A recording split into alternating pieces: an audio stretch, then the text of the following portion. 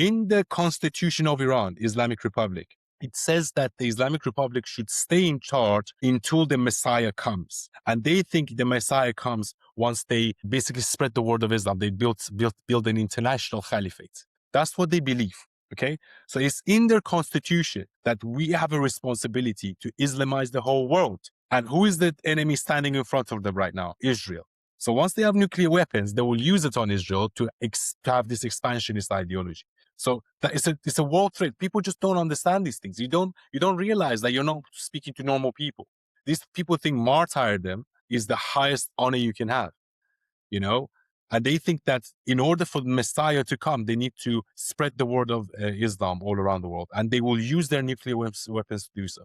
It's in their constitution. During the Women Life Freedom movement in 2022, the world constantly saw videos from Iran, women protesting, people being beaten, the morality police, executions. But now, Iran has gone dark.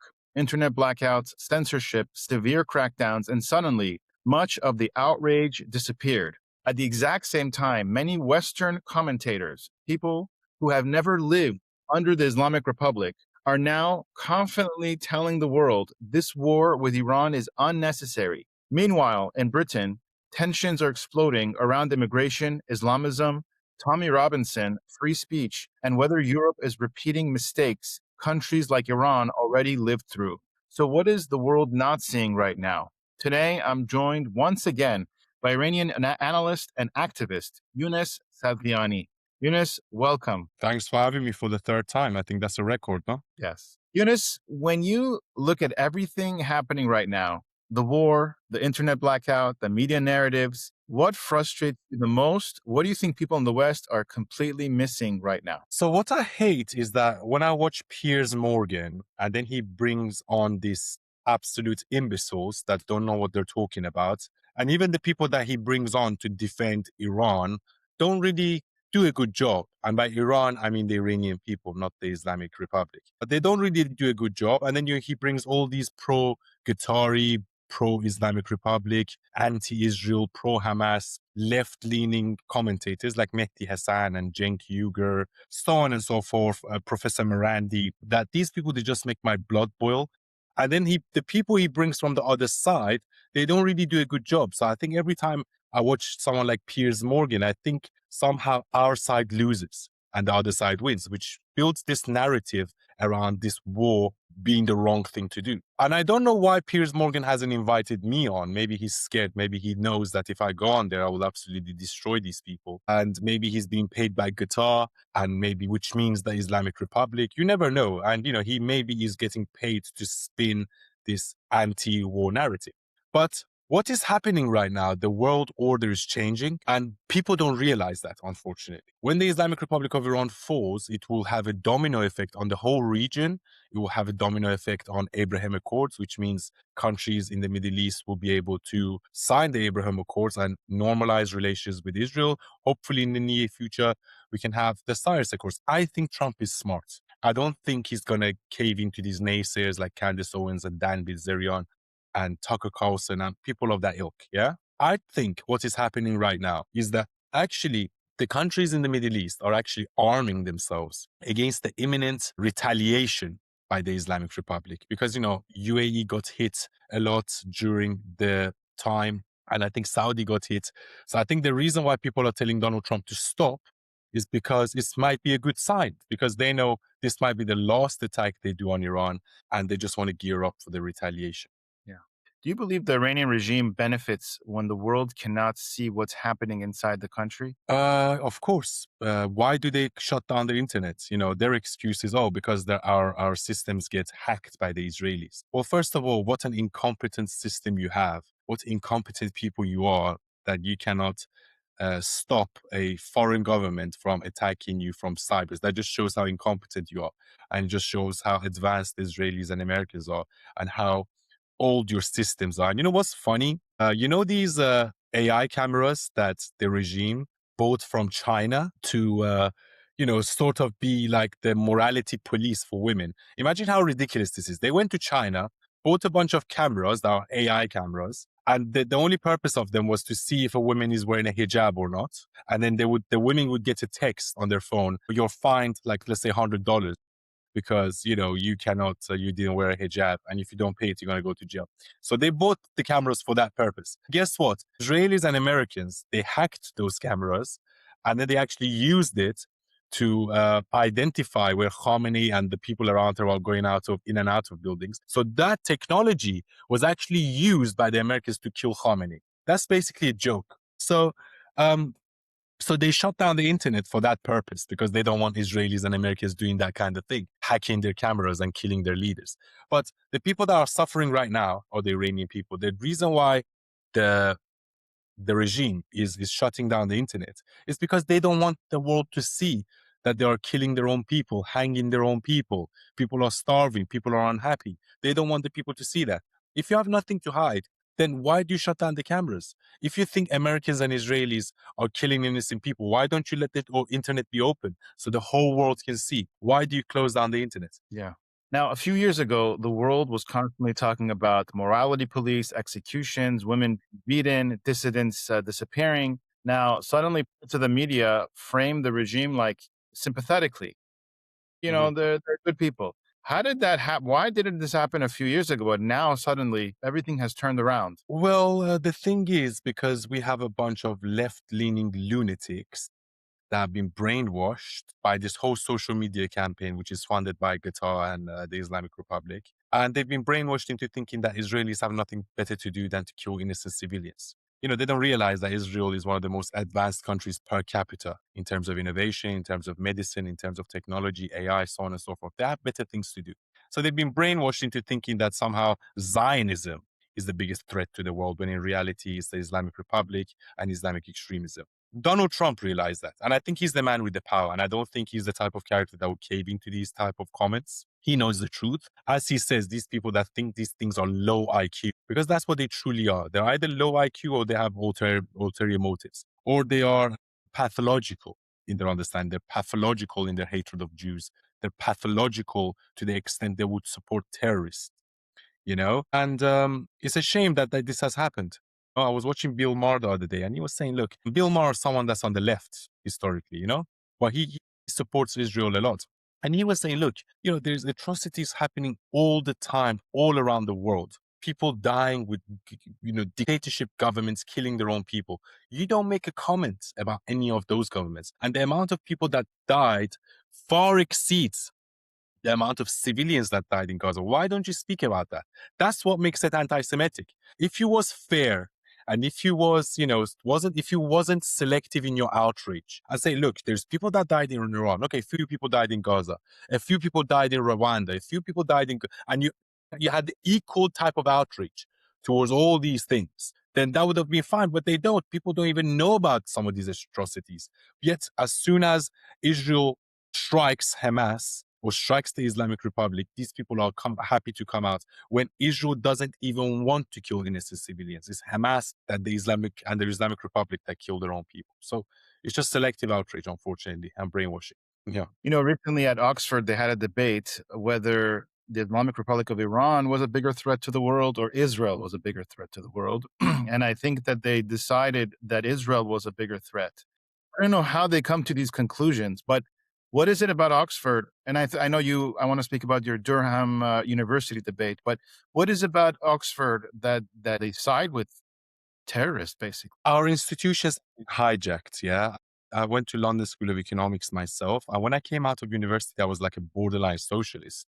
And it's because my lecturers and my professors, they literally didn't give you marks if you had any right-wing ideology with you. So unfortunately, they train people to be lefties. And I think these universities, there's two different reasons. First of all, these universities have been hijacked by Qatari money, because they are the biggest state sponsor to these universities, whether it is Harvard, whether it is Oxford, LSE, UCL. Qatar is number one in the world. Yeah. So that they have been bought to some extent. The other reason is that and I think this is a psychological reason, is that a lot of these professor academic types, they have a lot of resentment in them, because they think they're so smart, because, I'm a professor. Why am I not making millions of dollars per year. And it's because, and then they hate the capitalist system for that, because they somehow think being book smart or academically smart somehow means that you should also be rich, which doesn't mean that. If you provide value in the economy, you should get paid according to that value and that revenue you generate. So I think it all comes from deep hatred. And that's why the Islamists and the socialists always collaborate together, because they have a lot of hatred in their heart. They have a lot of anger towards the world that, why does this person, is successful and I'm not, when I'm so supposedly so smart. Yeah. Now, one thing that stood out to me in your Durham University debate, you kept asking, where were the protests for Iran? Do you believe that they have selective outrage? They're silent on the Iranian people, but they're, suddenly they're speaking up about other people. Yes, look, and the thing is, funnily enough, we had a lot of Iranians at that Durham University. I think it was a great debate, especially the Q&A I enjoyed a lot. I love debating. But, we had a lot of Iranians that were born in Iran that were cheering for every answer and stuff. Then you had this bunch of kids that were all born here in the comfort of the West and democracy. And they were the ones siding with Islamic Republic and Hamas. I was like, you just do not know what you're talking about. Go and live under the Islamic Republic for a year. Go and live in Hamas, in Gaza under Hamas for a week. Then I don't think you would have the same opinions. Yeah. I think you said something, you said the further people are from real oppression, the louder they lecture those who live through it. I think something along those Exactly. lines. Yeah, exactly. So that's probably the problem, because obviously most people have not lived in these terror regimes, and they can never understand what's going on in there unless you lived it. So do you think that they fundamentally misunderstand the reality in Iran, or they know the reality but they just want to downplay it? Look, I think they just don't know the reality, but also they think that somehow it is the fault of the West. And it is to some extent. Let's be real. The Shah was overthrown by the British and the Americans. But now the narrative we have is that, the Shah was a tyrant and he was overthrown by the people that didn't want tyranny and American imperialism and so on and so forth. When in reality, it was the opposite. The Shah was standing up to the West. He nationalized the oil. He increased the price of oil. He created OPEC, which meant countries that have oil can sell their oil without American or British interference. And let's not forget that the British had control over Iranian oil for 100 years. That's a long time, 100 years. BP used to control Persian oil. It was called the Anglo-Persian Oil Company. And, first of all, it was Reza Shah that tried to get it out of the British hands. They kicked him out. Then they brought Mossadegh in, and they brought Mohammad Reza Shah in. And then that's why they got rid of the Shah. So this is the misconception there. But also, I think it's a lot of propaganda, The same way, I'll be honest with you, to some extent, I believe the propaganda by the Russians saying, it was NATO expansion that made us invade Ukraine. Because you keep hearing these things. And if you don't know a lot about the subject, you might believe that but then you realize, no, that Putin is just a psychopath. Because if it was about NATO expansion, he would have accepted the deal. He would have taken 20% of Ukraine, left the rest of Ukraine alone. But he doesn't want that. He keeps bombing Kiev. He keeps bombing residential places. He wants the whole of Ukraine because he has got this expansionist ideology. Now that I realize Putin is a complete psychopath, I stand with the people of Ukraine. And I think Trump should also push back on Putin and free the lands that he's taken. So because I didn't have a lot of information about Ukraine and Russia, I must have probably sided with Russia at first. And maybe that is what is happening with people regarding Iran. They think it's American imperialism, Israel imperialism. They just want to go and stick their nose in every country. But in reality, that is not true. Trump is fighting on world's behalf, because you cannot have a terrorist nation in the Middle East that has access to nuclear bombs that can close the Strait of Hormuz, an international waterway. The world cannot live with that. A country that kills its own civilians. No matter what you say about Israel, at least they don't kill their own civilians. People were protesting Netanyahu for 3 months before the war started. Not a single Israeli died. That is the difference between Israel and the Islamic Republic. I was having a conversation with somebody yesterday, and they said, you know what, this war needs to stop. The oil prices are going up and all these things. Look, the Strait of Hormuz. But it's almost like it's not the Islamic Republic of Iran that's doing anything wrong. It's us that kind of started up with them, that we shouldn't have started up with them, and none of this would have happened. And then I'm trying to argue back. Do you understand how much terror they have spread around the world? It seems like people are just focused on the temporary discomfort. What do you have to say, like, to those types of people? I just think these people are very short-sighted. I think they care more about what is important. Now, they don't realize is that if a country like Iran has access to nuclear bombs and they can close the Strait of Hormuz, then that will be worse because they can do that at will. They can start charging people to go through Strait of Hormuz, and then the gas prices and the oil prices will go up anyway. So I think they're just extremely short-sighted.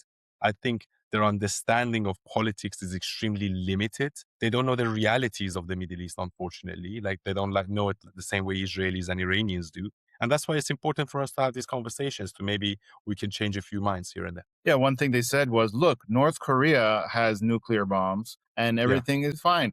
Why don't you let Iran have nuclear bombs? I said, well, there's a difference because Iran has Islam and they are commanded to use those nuclear bombs, right? I mean, isn't that one of the big differences?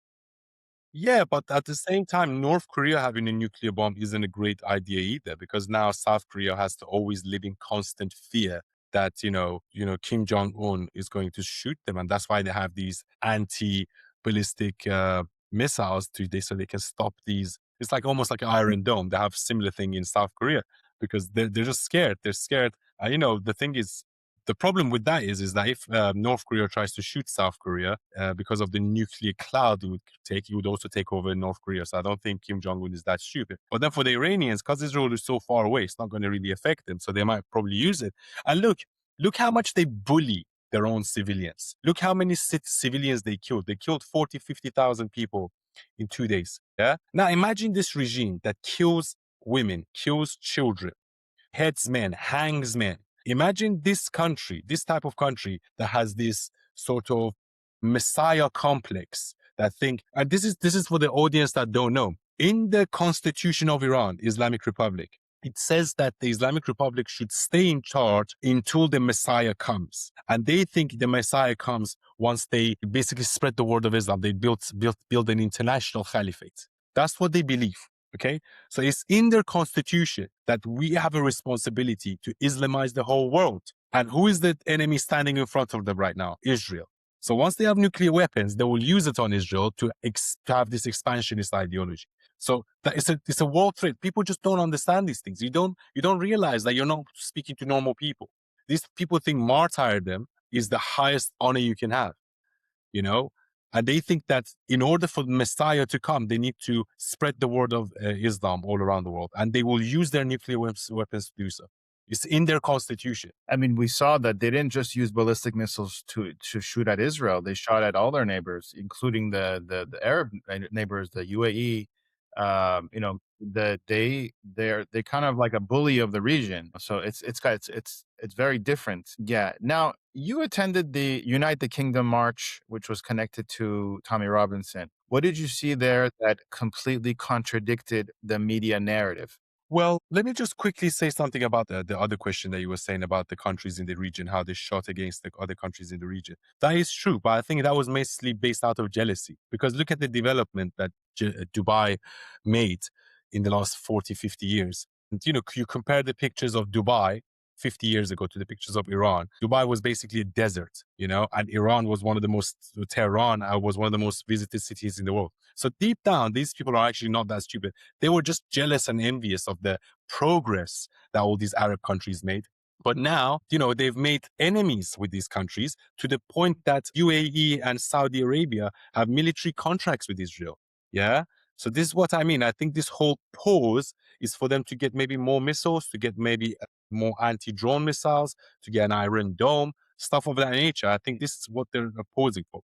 Now, in terms of Tommy Robinson, look, I've known Tommy Robinson for 2.5 years now, and it was a great rally. There was a lot of Persians there. There were some Jews there. I was expecting more. I think the Jewish community should start supporting him a bit more, because I think there is this thing in the Jewish community that, Tommy Robinson is far right and he's a Nazi. It's all nonsense, okay? It's all nonsense. I think he's one of the only people that's supporting Israel. He's supporting Israel more than Keir Starmer and any other politician at this point. So I think you guys should get behind him the same way Persians do. But look, that's not to say life is all about nuance. Yeah. That's not to say some of the people that support Tommy Robinson are probably racist. No one's saying that there's not a single racist person there. But is Tommy Robinson himself a racist? No. Is majority of the people supporting him racist? No. Because there's people from all around the world, from Israel, from Iran, white people, Scottish, Americans, Europeans, everyone, because that's the common truth. And, we have the same enemies. Yeah, we have the same enemies. Our enemies are censorship, Islamism, and in terms of Europe and America, illegal migration. Yeah, you need to defeat these three things. Otherwise, the West will collapse. If Israel collapses, the rest of Europe will collapse and America will collapse soon. That's how alliances form, because a lot of people say to me, America doesn't want the best for people. Or, sorry, a lot of people say to me, America doesn't want the best for Iranian people. Israel doesn't want the best for Iranian people. And I'm like, yes, sure, they want the best for themselves. But now we have common objectives. We have common goals. We have the same enemies. That's how alliances form. Like, what a stupid statement, because these people that make these statements, they think they're so smart. Or you think America cares about Iranian people? Maybe one of the things is that care is, but there's maybe 20 other objectives that they have as well. One of them is the Iranian people. That's how alliances form. And I think the whole movement with the Tommy Robinson is a global movement. It's not just about uniting the kingdom, because we have the equivalent of it in America with MAGA. And we have a lot of the different movements in Europe, in Israel. And I think this is the core message of it, is to fight tyranny, to fight Islamism, to fight censorship, and have free speech. Do you believe that Tommy Robinson is intentionally smeared by the establishment and the media? Yes, 100%. I think they try to frame him as a racist because, and that's what the mainstream media does. They try to label you in order to discredit you. And it's unfortunate because the bigger you get, the more people trying to smear you and build up lies around you. It's happened to me recently, actually, as well. And that's a good sign, because a lot of people try to hit you once you start growing. They try to discredit you, but it just doesn't work at the end of the day. It just makes you stronger, and that's actually a good sign, because if people are not actually going after you, if they're not trying to hit you, if they're not trying to smear you, you're not relevant. If they try to do those things, it shows that you're relevant. And the more relevant that you are, the more they try to do it to you. Right? And it happened to Donald Trump, and it happened to Tommy Robinson, and it happened to someone like me as well. But that is a good sign. You just have to be strong and keep going. And Tommy Robinson is a fighter. Trump is a fighter. I'm a fighter. We just have to keep fighting, keep battling, because this is going to happen for the rest of humanity. And it's been the story that appeared in the Bible, Cain and Abel. You just have to do it. You have to keep fighting and keep going through. Why is it that in the UK, it seems like whenever somebody speaks honestly about Islamist extremism, immigration failures, they immediately, the grooming gangs, they immediately get labeled like dangerous or far right. They throw Tommy in jail, right? Do you think that, what is it about these topics that kind of they want to silence? Look, because they probably have a globalist agenda. As I said, they've been compromised to some extent. I was speaking about this to people during the United Kingdom rally. They banned journalists. They banned speakers from coming to the Tommy Robinson rally to cover it. You're banning journalists from entering the country to cover a rally. Are you crazy? And yet they still haven't seized the assets of Ayatollah Mujtaba Khamenei, that has £100 million worth of properties in London alone. So you're more than happy to work with the Ayatollahs and the IRGC, and you host parties for the 47th birthday of the Islamic Republic in the Iranian embassy, but you're wanting to ban the journalists. And that's the tyranny. And I think this, unfortunately, people are awake to it. I think Keir Starmer is walking on eggshells, and I think he will be gone soon. People are wise to it, And, this country is slowly going downhill. Like, not slowly, surely is going downhill with leaders like Keir Starmer, Isn't that insane? Just think about it for a second. They're more than happy to work with the Ayatollahs. They're more than happy to let him into the country. They're more than happy to even give them, there's a whole web of money launderers in London. One of the biggest sleeper cells in the UK is in London. In Europe is in London. And the government doesn't really do much about it. I think they've been compromised. I think they've been ideologically compromised as well, and not just financially. And the people here, they're just too weak, too pathetic, and too imbecile to fight against it. And it's just so sad. You recently had the stabbing attack in the Jewish community. There was more outrage about how the police took down the attacker than the attack itself.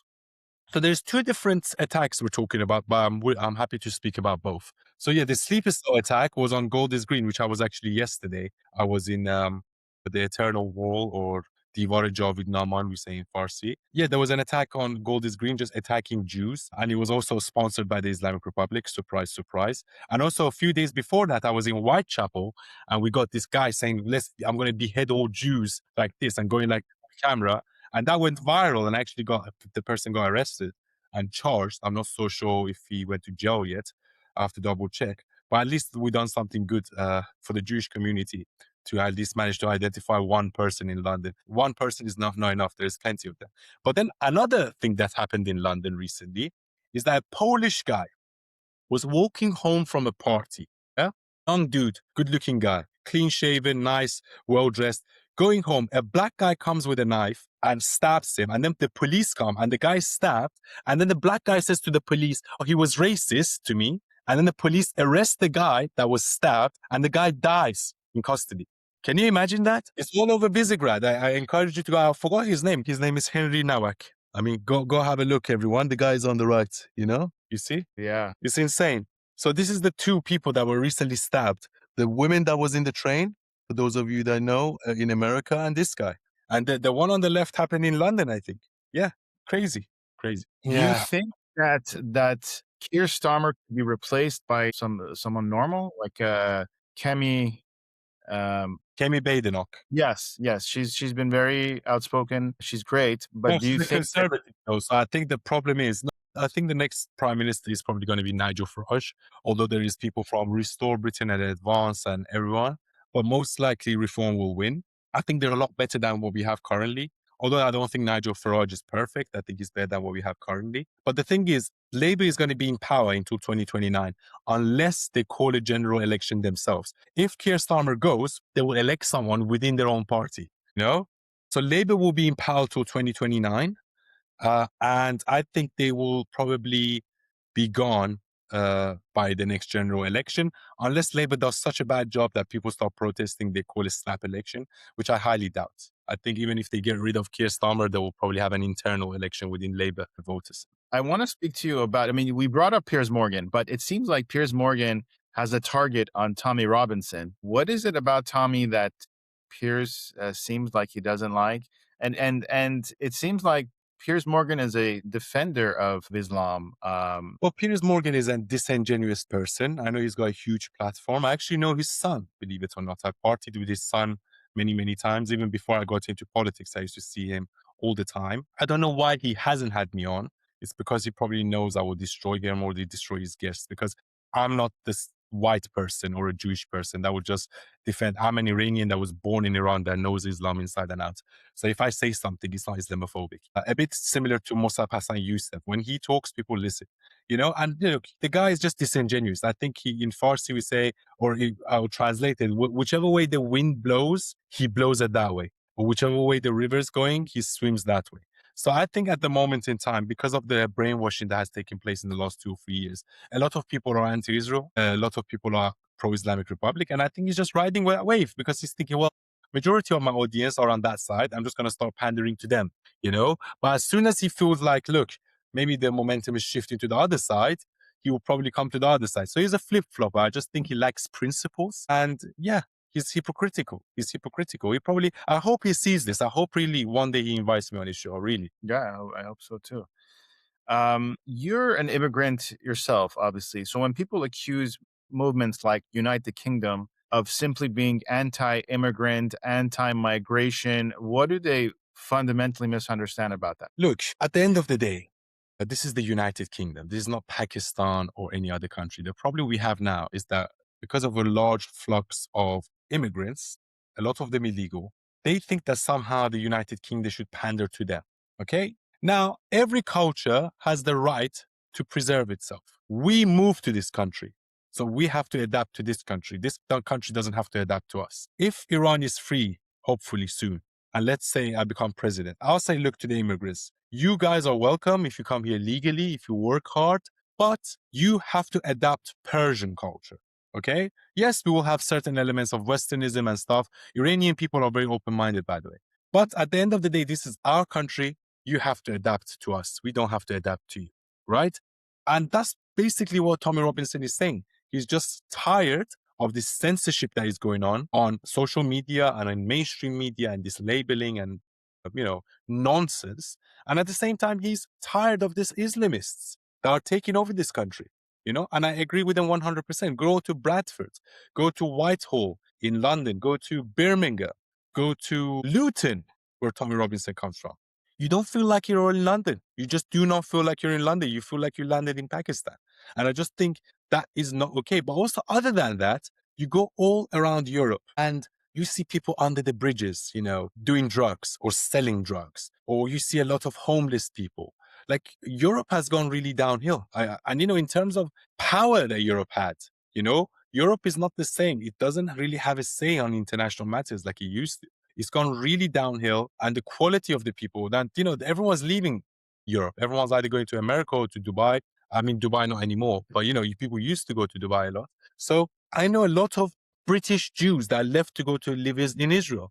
I mean, that says a lot, doesn't it? London used to be the best city in the world about 10 years ago. Now everyone's leaving, especially if you have money. And that's just a sad state of affairs. Yeah. You think people in the UK are now afraid to speak honestly because they fear that they're going to be smeared or punished? And why is there a double standard? Because, if an Islamist says something, they don't usually go punished, but somebody who speaks about them does get punished. Well, there's two-tier policing for sure. I think if anyone criticizes Islam or comes on camera and says, let's behead all Jews, will go to prison straight away, whereas Muslims get away with it. And they always hide behind the excuse of Islamophobia. And I just think that that's not okay. And I think the two-tier system in this country is just ridiculous. You need to wake up. The only message I want to say to the West is that you need to wake up. Stop trying to hide behind this fake veil of empathy and say you know more than the people that came from the Middle East. We're telling you, Islam is dangerous. Extremism is dangerous. Censorship is dangerous. And you don't realize it because you haven't lived under those circumstances. But we Iranians have, Israelis have. So listen to us. We're like time travelers from 50 years ago, telling you what you're doing is wrong. And you can see it in your economies. Your economies are getting smaller and smaller. Your GDPs are in free fall. Investment is leaving. When rich people are leaving your country, that is a bad sign, So that is the message I would like to say to them. Stop with the two-tier policing. Stop with the virtue signaling. Stop with the woke mind virus. Stop with the anti-Semitism. And stop with the Islamism. That's it. You escaped radical Islam yourself. Do you see that Europe is now repeating the mistakes that Iran already made? And if you had, one message for the West, final message, what would that be? Yes, Europe is repeating the mistakes that the Shah made, unfortunately. And it's the unholy marriage of Marxists, communists, left-wingers, and Islamists. And the Islamists, they use the naivety of the left. They use the fake empathy of the left to get into power. So they make this unholy alliance because, as I said, they both come from a place of hatred.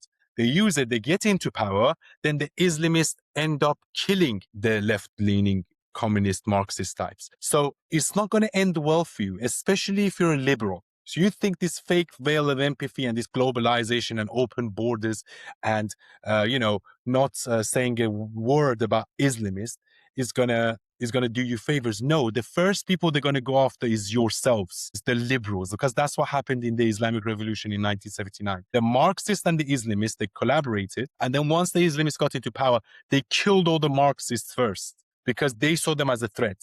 And the funny thing is, the Islamists never go towards right-wingers. Why is it that Islamists always vote for left-wingers? Because the left doesn't have any principles. The right, no matter what you think of them, at least they come up with a set of principles, okay? So they know they cannot argue with them. So yes, you are making the mistake. And what I would say is that, look, this is not just about Islam. It's about free speech. It's about confronting tyranny, yeah? And tyranny comes from when you stop freedom of speech the same way Keir Starmer is doing. That is a tyranny, yeah? And it will only give fuel to the Islamists and the left-wingers. And I'll be like, wake up. Listen to Israelis. Listen to Iranians that were actually born in the Middle East. Don't be so stupid, frankly. Don't think you somehow know more than us, because you don't. You lived in the comfort of the West, where you had democracy, where you always said what you wanted. But imagine living under a state where you cannot say what you wanted. And that's what will happen in the very near future. It's already happening. So wake up. Europe is going down. It's a shame.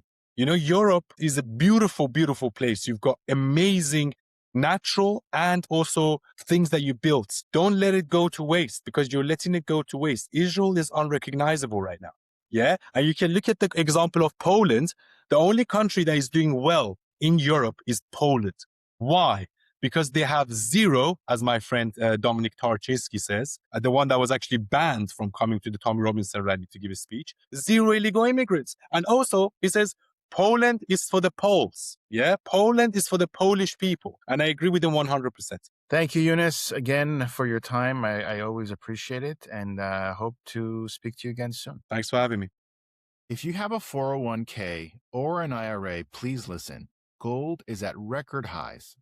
What many people don't know is this: you can move part of your retirement money legally and without tax penalties into physical gold you actually own. Alpha Omega Gold helps you do this through a gold IRA. Your gold is real. It is stored safely. It is in your name. Learn more at ao.gold/stand. Alpha Omega Gold is our sponsor, and they proudly stand with Israel.